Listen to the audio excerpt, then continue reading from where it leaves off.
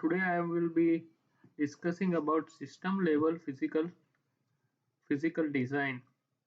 I- Uh, it is an important stage of design. Integrated circuits, large integrated circuits. It involves practical constraints that goes beyond logic and functionality. Interconnect delay is a is one of the important one of the issue in system on chip is to be considered. So let me ask a question: why interconnect delay is to be considered more significant than a gate delay in a large system? Think about the signal. Uh, a signal might have to pass through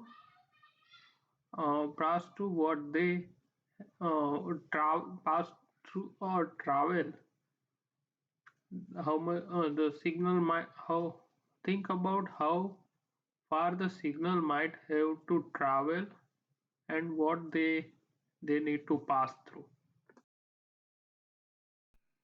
In system level physical design, interconnect refer to the pathway or the metal wires connecting the different component on the chip. This could be uh, this could be a functional block like a CPU and memory within blocks connecting smaller component, and even between the even between input output and internal logics. At small scale, the delay from the gate used used to be a bigger concern, but at large scale, the wire themselves, especially long one, introduce delay, signal degradation, and issues like crosstalk. So let me answer another question. If the interconnects are too long to close together or too close together, what the problem might be? Cause the chip performance and reliability. If the interconnect are too long, the signal can take too much time to travel, which may cause the timing violation, meaning the part of the circuit won't stay sync with the clock. And with interconnect are so close, what kind of interference might happen? That kind of unwanted interference between close space wire called crosstalk. It happens when the change when changing voltage one wire induce a noise in the nearby wire, potentially flipping the bits or flipping a bits or correcting signals. Especially this is dangerous in a high speed data path.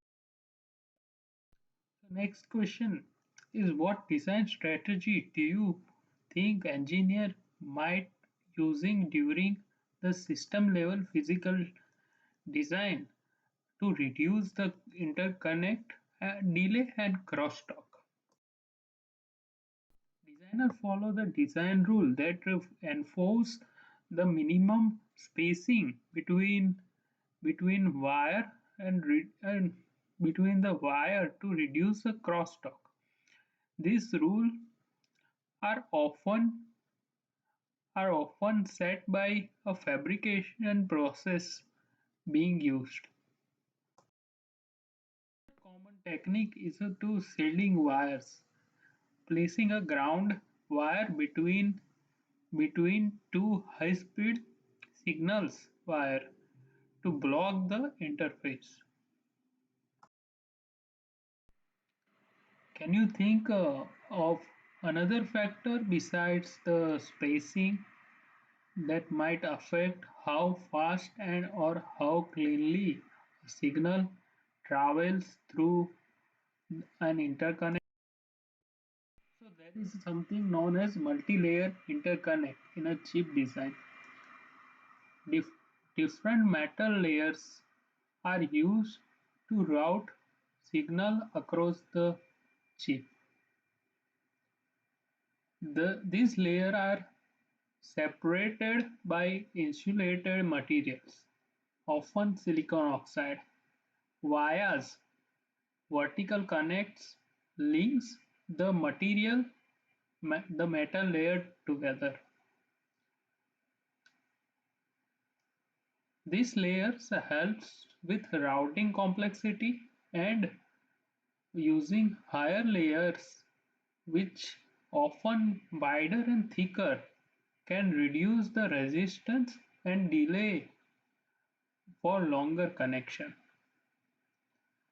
Let me ask you one more question. Let me answer you one more question.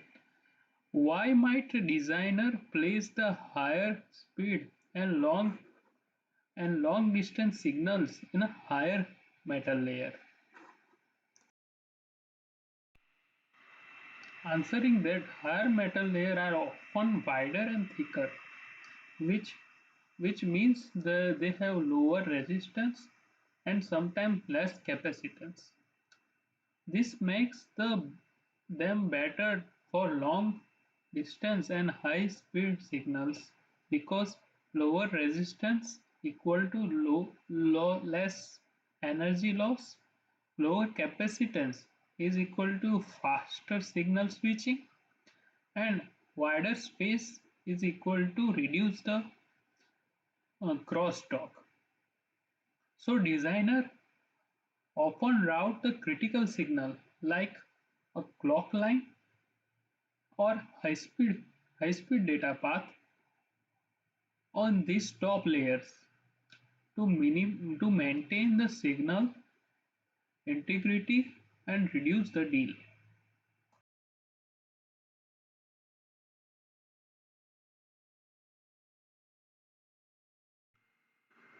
Next, I will discuss about modeling interconnect delays.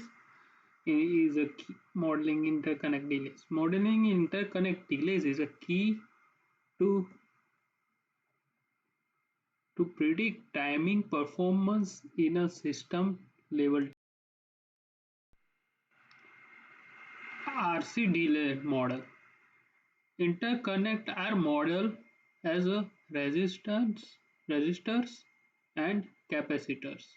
The delay is roughly estimated by the formula delay equal to R times C. This this model treats the wire like RC circuit,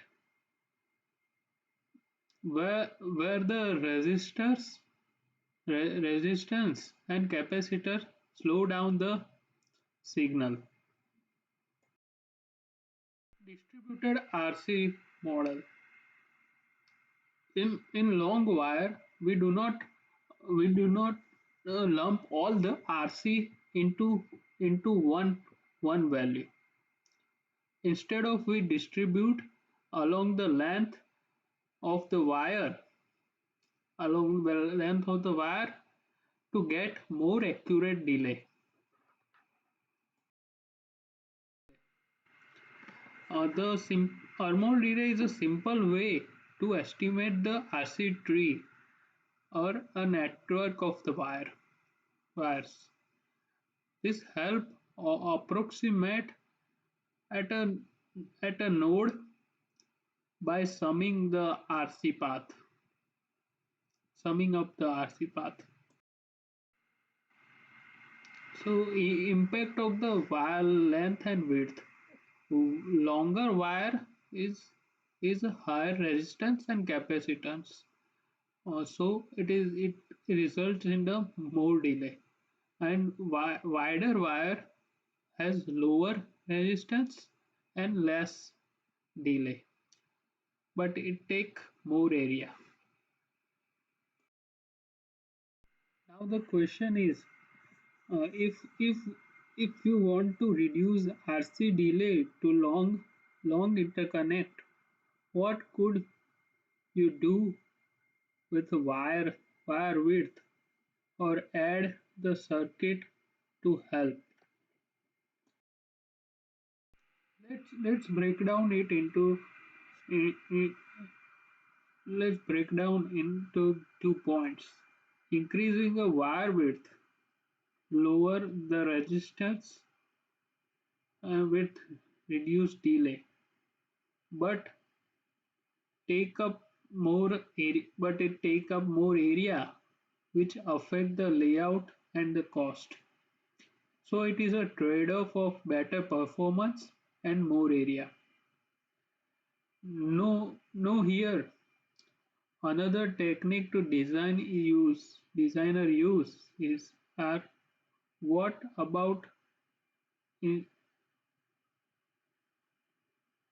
inserting a repeaters. So repeater is a small buffer gate placed along a long wire.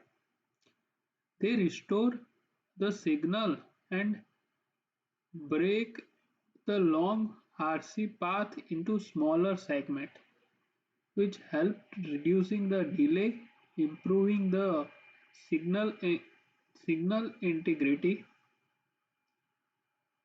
Signal integrity.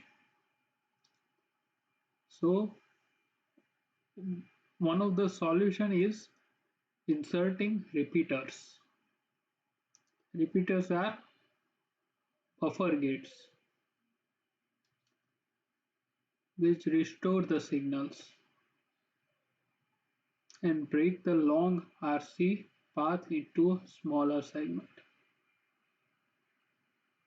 Can you think of a downside of adding a repeater along an interconnect? What might it cost in terms of design? So introducing a repeater or adding a repeater, you are introducing more transistors since repeater are made of the gates like inverter or buffers that increase the power consumption cheap area and it possibly heat increase the heat. So if it is a dense high speed design it can possibly increase the heat. So so it is a trade-off. It is a trade-off. You reduce the interconnect delay but you increase the power and area.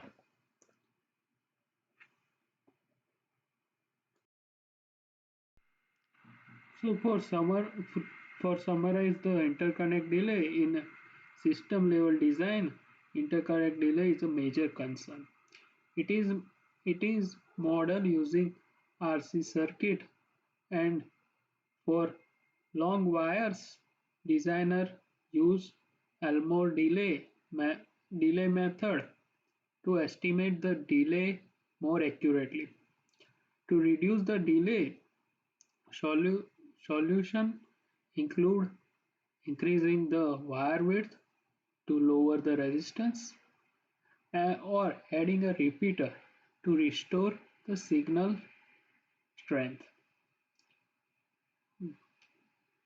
Through both comes with a trade-off of a in of trade-off in area and power. Let's discuss a crosstalk now.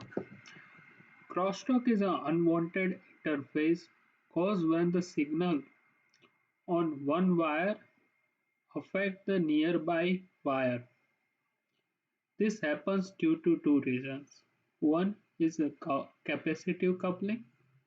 When the electric field from a wire leak into nearby wire, or indu- inducive coupling, when the charging current create a magnetic field that introduce a signal in neighboring wire. So, so why is it a problem? It can cause the cross coupling can cause a timely error.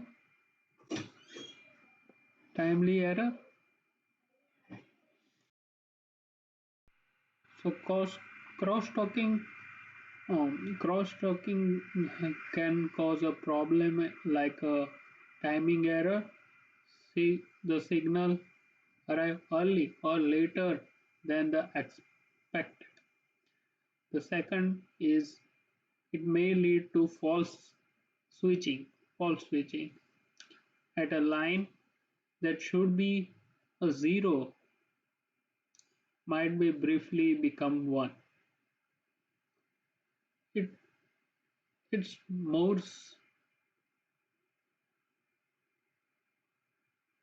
it is more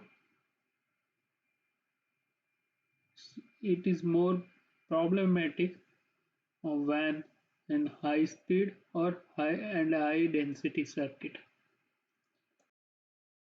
So how designer will reduce the crosstalk?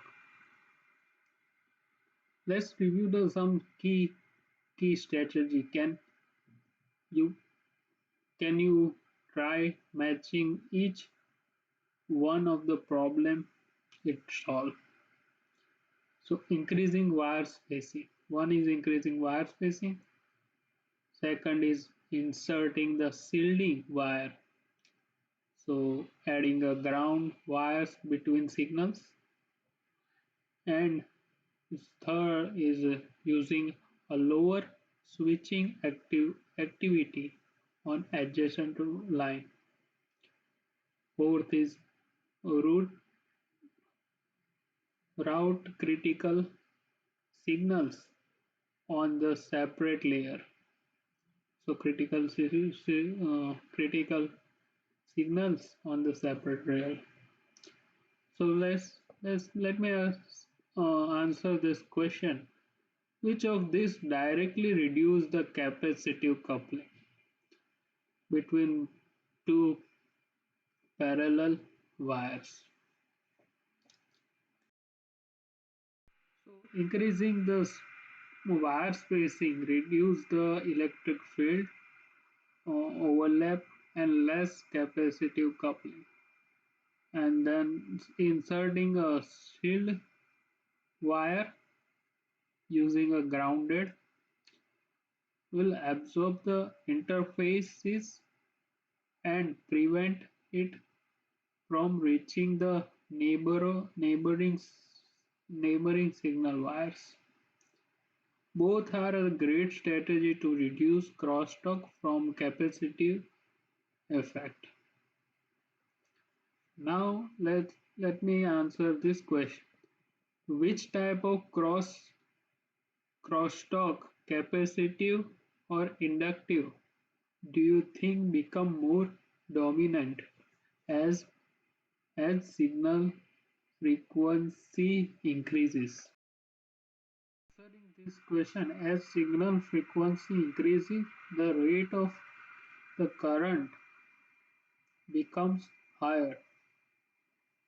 That means the inductive coupling become more significant because fast changing of current create stronger magnetic fields. So at very high frequency, inductive crosstalk can dominate over capacitive crosstalk. That's why high speed design engineers manage have to manage both carefully. Let me answer this the one more question. If you are designing a high-speed bus on a chip, what layout decision could you make for minimize the both capacitive and inductive crosstalk? So two of the best layout strategy reducing both capacitive and inductive crosstalk increase the spacing between the line, which reduce the capacitive and inductive coupling by keeping the field from overlap. The adding shielding lines, the ground and power lines, this act like a barrier that absorbs electric field and reduces the capacitive for crosstalk and redirect the magnetic field, which reduces the inductive crosstalk. You are building a strong understanding here about yeah, so summarizing the crosstalking, there are two types of crosstalking. One is capacitive and second is inductive. It happens when the signal on a one wire coupled into nearby wire and possibly causing a wrong or unstable signals. This coupling is often modeled using a lump coupling capacitor. Two main ways to reduce the cross coupling are increasing spacing between the signal lines and second is in inserting a shield lines between the signal lines. Next we'll discuss more different issues and about about the system level physical design and what are the important topics like floor planning, input output pads,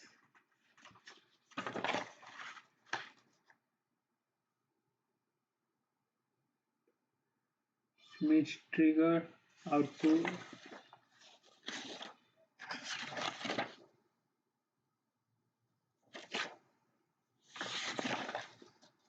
ground bounds, and power supply distribution, and other advanced techniques in CMOS logic, and then ground bounds, and yeah, bidirectional input output pads. We'll discuss about them in the next session. Thank you.